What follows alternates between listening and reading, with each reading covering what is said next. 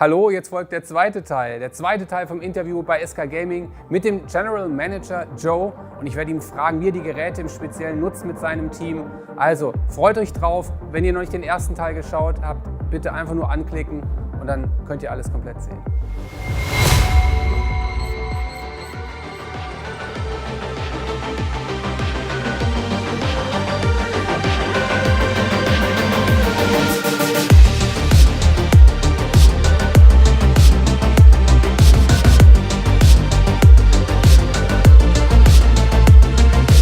So, hello, it's English. Now we're talking in English today. Hello again, we're here in the facility of SK Gaming, our esport partner, and we have all this Matrix equipment, and I'm very happy to introduce you Joe. He's a general manager. Right? Yeah, that's correct. Joe, just explain us what's your role? What's the general manager doing? It's like Jürgen Klopp, or it's different? Just explain us. Little different. I mean, Jürgen Klopp takes care of both, I guess, the off season and the tactics during the season as well. So he has a very unique skill set, right? Whereas in esports, it's a little more saturated, just because we're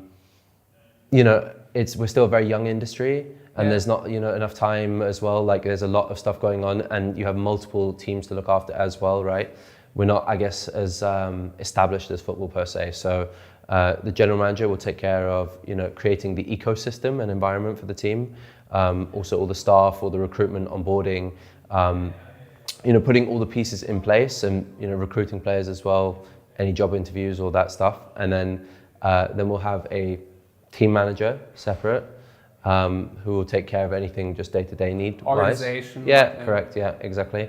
And then we have the head coach, and the head coach will look at the strategy of the team, the in-game tactics. So we have someone dedicated just to tactics, and the staff behind that as well.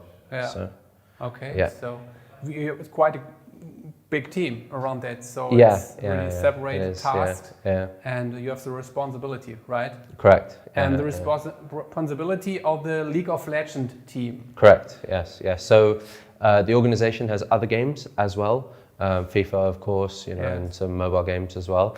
And there will be a general manager responsible for each of those games as well, right? So mine is League of Legends.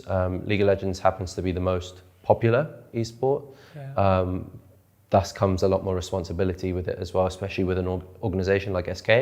SK has like a pretty long history, a very successful long history as well. So there's, I guess, a lot of pressure in an organization like this to perform with the most popular game as well, right? Okay. So and how many players are in a team? You have two teams, right? Yeah, correct. So we have our LEC team, which is the franchised European league, so it operates a little bit like an American sports league, like the NFL, the NBA, something like that. That is a league that you cannot get relegated from. It's the same 10 teams. Maybe they expand in the future, nobody knows. But as of right now, it's 10 teams. And then what you have is the regional leagues underneath. So you have in Germany, for example, you have it's not only Germany, it's Germany, Switzerland, and Austria. Right? But then you also have other regional leagues like a UK league, a Spanish league, a French league, Polish, Benelux, you name it, there's one there as well. And for the top league, is not only a European league, there's a North American league, there's a Turkish league, there's a Chinese league, a Korean league, Brazilian league, so there's a lot of levels to this, and a lot of teams at the top level as well. So being in the top allows you to qualify for the World Championship. Like Alex said, and then being in the regional leagues is more of a way to showcase your own talent as a player as well. So it's more, I'd say, especially in Europe, it's more of a development platform, and it's also a good opportunity for us to interact with our local market as well, right? Okay. And I think it's a challenge. You have an international team, right? Yeah. So it's a challenge to put all these different mentalities or different attitudes and everything together, right? But that's what's your job also about. Correct. Yeah. So like I said, the onboarding process. It's not only finding people who are just good at the game, As I'm sure you've seen in other sports, you can have many superstars in one team and sometimes it doesn't work. Yes. But it's, you know, it's also about creating an environment where people can thrive, people can give criticism to each other as well. So the vetting process for each player when we recruit them is really quite long and thorough.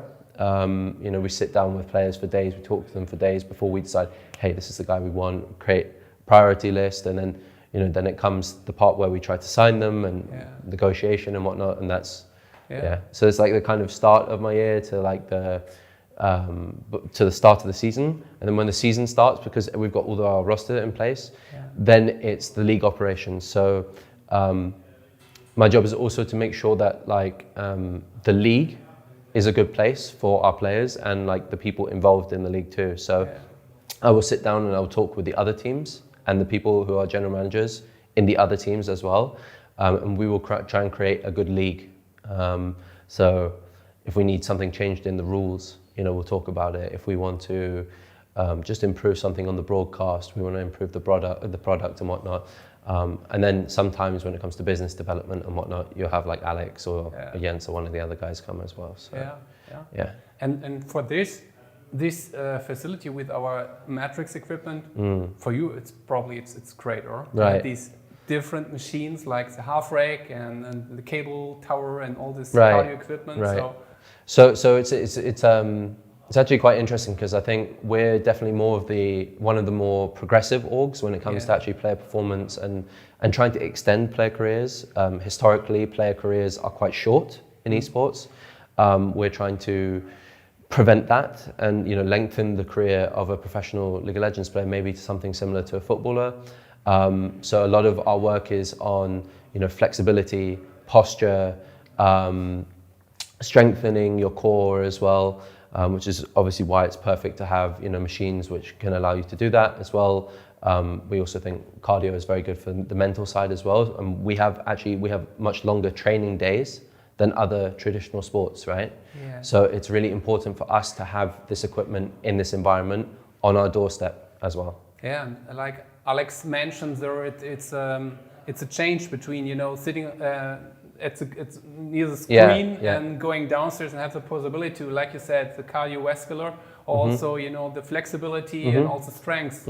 Like, and that's especially for League of Legends. You have specially, you know, things of movements you have, and you need to have, you know, something against it. Or I mean, like, actually, you've seen some players have ended their career early because they've had problems, for example, with their wrist, their elbow, the shoulder, neck, and stuff like that. So, you know, that's again why we want to be a more progressive organization, because we want to protect our investment as well. You know, we want to have a long relationship. We want to build the brand. We want to create a storyline, and if we're winning, we want to win for a long time too, right? That increase the performance here, right? And it keeps the performance. Exactly, right? It keeps the performance good. That's the main thing. That's the main thing, right?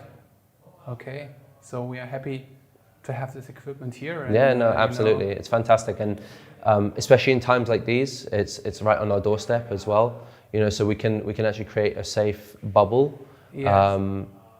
I think Alex mentioned to you last time, you know, there was a lot of testing that goes on here. We put a lot of kind of preventive measures in place just to keep them safe in times like this.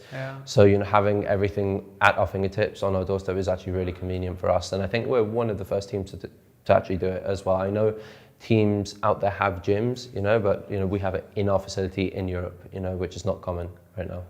So, And it's focused here, you know, to have a lot of equipment is not only the best solution, but to have the focus on these machines. Exactly. And small, you know, distance between, you know, upstairs the screens and massage seats and here, right? We've got it all. And it's, like I said, you know, it's on our fingertips.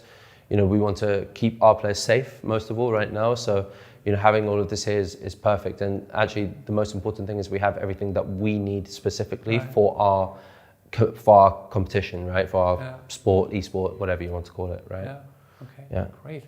Thanks a lot. Thanks a lot problem. for you know, for this news and for these interesting things. So, and good luck with the upcoming games and everything. And Thank you very much. Okay. Cheers. Thank you. Thank you. Cheers.